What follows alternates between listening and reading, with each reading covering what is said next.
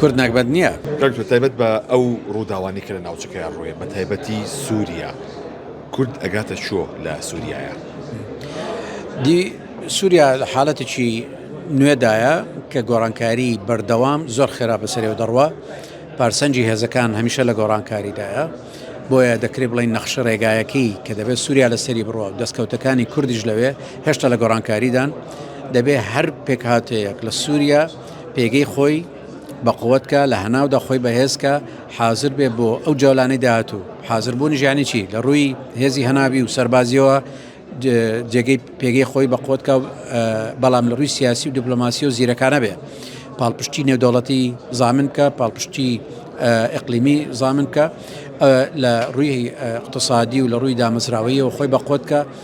ئیمڕۆ لە سووریاشدا لە غەیری کورد و لە غەیری ڕۆژاوا کەسی تر لە مەوقعێکدا نییە کە ئەو جۆرە بڕیارە بە خۆی بدا، هێزی خۆی بە قووەتکە، مەوقعی خۆی بۆ مفاوەزە ئەوەندە بەهێز بکە هەندێک مەرج فەرزکە لەسەر دمەشق.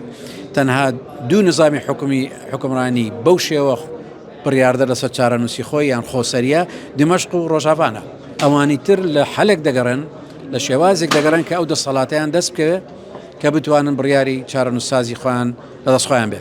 جایستار لە ڕۆژاوا دەبێت خەمخۆری ئەوە بن کەەوە ڕوتی ڕووداوەکان بەو شێوەی دەڕۆن ئەوان تێیدا براوە و باڵادەست بن لە ڕێی تەحالوفاتیان، لە ڕێی تەرکیزیان لەسەر پێکاتەکانی ناو خۆیان، دروستکردنی متمانە لە نێوان خەڵک و دەسەڵات، بەڵام لە ئاستێکی نێودەوڵەتیدا لۆبیەکی ئەوەندە بەقووەت بکەن زامینی بڵێن پەیوەندی و پاڵپشتی و پشتگیری هێزە جیهانی و قلیمیەکان بەدەست بێنن. لێسەدا پێگەی کورد لە چ ئاستێکە تا چەندێ بەهێزە لەم کاتەیە؟ لە ڕۆژاوادا قەت بەقەت ئێستا هێزی کوردی بەهێز و بەرچاو و کاریگەر نەبووە. تو حساب کە پێشی لە 100 ساڵەوە تا پێش 10 ساڵ یاریکەر نەبوو، ئەتراف پێ نەکرابوو و بۆ خۆشی توانای مبادرەی زۆرە دەست نەبوو.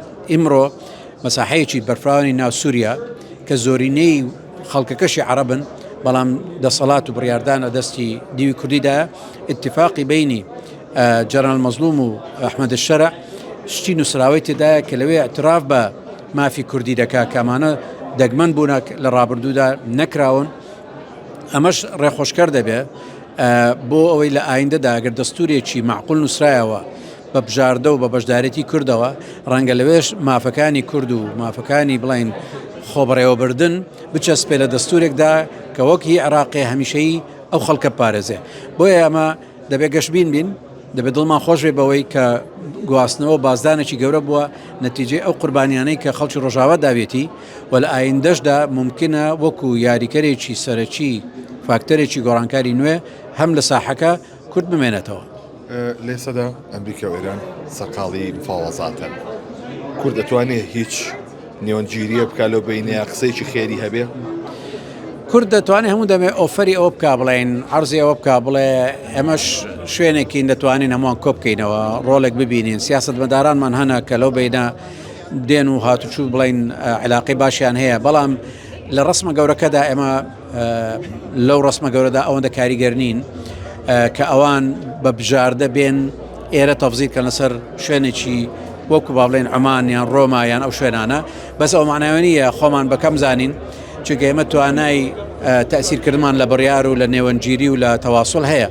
بۆیە چێ دەڵێ لە ئایندەدا ئەو فترەیە نایە، ئەو دەرفەتە نایە کە ئێمە ڕۆڵێکی بەو شێوە بجێڕین، چونکە ئەگەر تەماشای هەرێمی کوردستان بکەی تاکە شوێنە زۆر جار هێزە نەیار و دژبەیەکان تێدا کۆ دەبنەوە کە لە شوێنی تر بوان زەحمەتە.